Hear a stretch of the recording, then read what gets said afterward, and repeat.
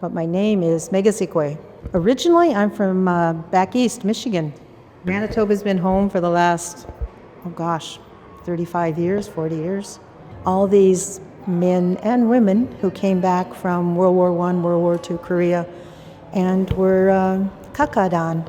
No one ever really fought for them. Nobody ever stood up and said, hey, what they did when they would do these things is when you came back, sure, they would give you some land, but it was on reserve. You don't own that land. That is government land. When they came back from World War II into Halifax or into Montreal, they'd get on the train going west, and they were with their comrades. Everybody's in uniform, everybody's drinking, eating, sleeping, chit-chatting. They would pull into Winnipeg, into 181 Higgins, or into the Main Street terminal, depending on which train they were on. And of course, the master sergeant would yell at them and say, they'd march off, and then he would give them the order to dismiss. And the bands would start, and the mayors would shake hands, and families were there. And, you need a ride to Selkirk? Here you go. First Nation guys would walk up to him and say, where's our ride?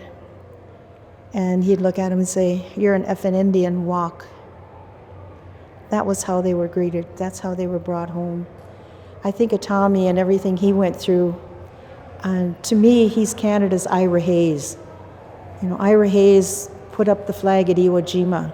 Ira Hayes was a soldier. He was a man's man. He was decorated. He was respected.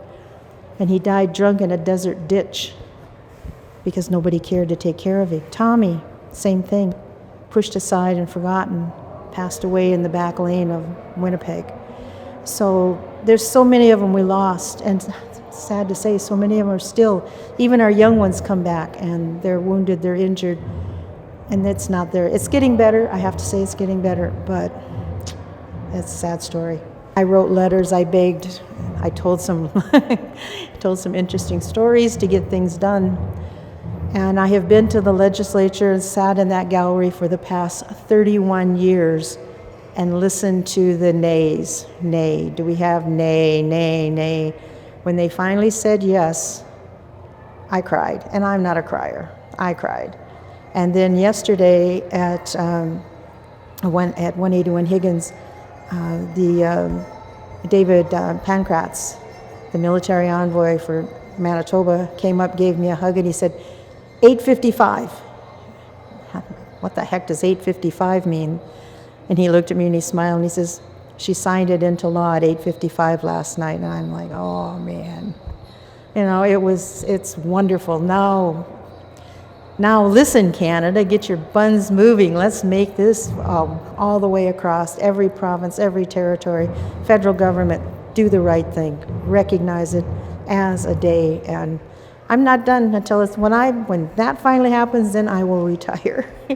When I came up, and it just was one of those things, I would be talking to these veterans, they'd find out I was a veteran, and we'd get talking, and I would hear these stories, and it made me angry. And this was my home now. Then it's my job to speak up. But the women never wanted to talk about it. They came home, they got married, and they disappeared. And trying to find the women veterans from World War II and Korea, very hard because they disappeared. The men, they were a little mouthy, but not enough. So the treatment is just, it's beyond words for me that I can say on TV. 1991, when a group of veterans and a national leader were refused the right to be able to lay a wreath during the national ceremony. So it ticked off the national leader, and he went and found funding and decided that he was going to have a national body. And at that time, there was a group called the Native Brotherhood, who had kind of gone defunct. And the problem with that was it was First Nation only. So in '92, this gentleman, Gavin Rhodes, was hired to go across the provinces and territories and arrange groups in each province and territory. I got a phone call, hey, would you help me with a couple of old guys who they need to do this. And I said, sure. So they came out, told me what they needed. I sat there typing and, making up all their documents so they could go and register their business or their organization. And I went for 2 weeks vacation in Riding Mountain, and about 2/3 of the way through, at about 2 o'clock in the morning, something banged on my door. I looked out, and here are these two old guys. Now, how they found me, I do not know. They came and got me, and they said, look, we need you to help us with the meeting. We can't hold the meeting without you. Fine. So I went back down to the city with them, had the meeting, thinking I was just taking notes, and at the end of the meeting, I ended up the Secretary-Treasurer of the newly designed Manitoba Aboriginal Veterans Association, National Aboriginal Veterans Association. Then I'm told that we're going to Ottawa for the meeting in October or October. Got over there, and we're all there doing this. We got the Constitution readjusted, and they went into the afternoon meeting. We're then doing the election of the president, or the executive. And I hear across the room, I nominate the lady in the pink sweater. So I'm looking innocently around the room, looking for the pink sweater, realizing that, oh, I'm the only one in the pink sweater. So they had nominated me, not even knowing my name, for president. And Sam Sinclair from Alberta was also, and I said to him, you ain't dumping this on me, dude. So we voted, and I voted for him. If I could have voted twice, I would have voted for him. And he got in, and then they did the vice president, and everybody backed out, and I was in by acclamation for the vice presidency. And part of that was, in the end, they gave me a mandate to get a day for them. And the one thing they wanted it not to be, it has never been, and it will never be, is another Remembrance Day. This is not a Remembrance Day. It is our day. The 8, of course, we picked that because if you flop an 8 over, it looks like the infinity sign for the Métis. And you take an 8, it breaks into 4s, and there's 4 levels above and 4 levels below that form the 7 that a lot of traditional people know about. I faced so much discrimination and so much hatred from one of the organizations that were there. The disrespect, the name calling, it was horrendous. Placing the wreath was magical. It was beyond, I can't even explain it. The whole thing from the marching up to the memorial to placing it was surreal. I feel proud of what I've done, and I feel proud of what everybody that has stepped up to the plate has done. I wish that some people who were poo-pooing it in the beginning hadn't been so standoffish and waited until it was a lot easier and the hard work was done and now jump on the bandwagon. But hey, if it keeps it going, if it improves the life for the veterans, the old guys, if it improves the life for the guys and gals that are serving now, job well done. It's time that it happens. And I would challenge everybody that hears this to find an Indigenous veteran and talk to them. Look up the real history of what it's all about. Hey, I'm in the phone book, find me. I'm online, find me. You got a question, I will answer it, because right now there's a lot of people that have a lot of bits and pieces, but I have been there since day one.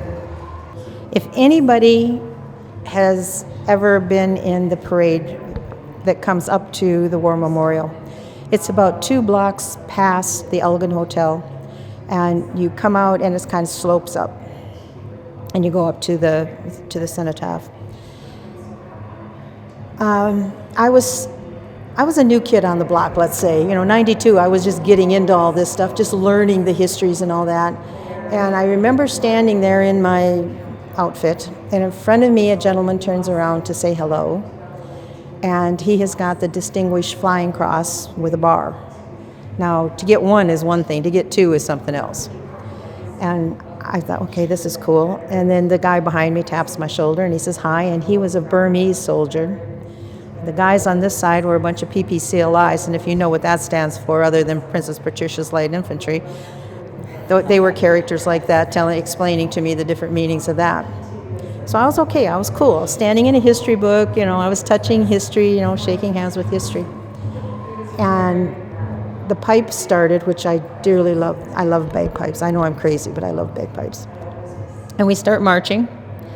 And you come down and you make a left onto whatever that street is. And there were people all over the place. Now, as a person who served during the Vietnam War, I was a Vietnam era veteran, you never heard hello, welcome home, or applause. You heard things like you're a baby killing whore, go away. We come around that corner and the people are applauding. Tears start. And there's the little kids coming out and grabbing people. And this one little kid, to this day I don't know if it was a boy or a girl, but just a little shaver, 4 or 5 years old, looks at his mom or her mom and goes, "That's an Indian. Mommy, I can do that. That's an Indian." And I'm like, oh, that was it, that the flood, that it was over. I don't even remember marching from then on till we got up there, because it was just like you stepped into one of those war movie pictures where everybody's marching away and people are applauding and the kids are, it was surreal. It was, yeah. Hey guys, girls, the whole bunch of you, I'm proud of you. I worked 31 years. Manitoba's got it. I'm proud of all of you across the country. You know, ocean to ocean, ocean to border, I'm proud of all of you. And if nobody else has said it, welcome home. Welcome, Mike. This is the very first one since it's been, made into law, and just watching the families and hearing the songs and seeing the new flag go up. Yeah, it's going to hit me when I get home where nobody can see me and I get my cup of tea and I sit there and cry my eyes out. I hope they're proud of what their ancestors have done.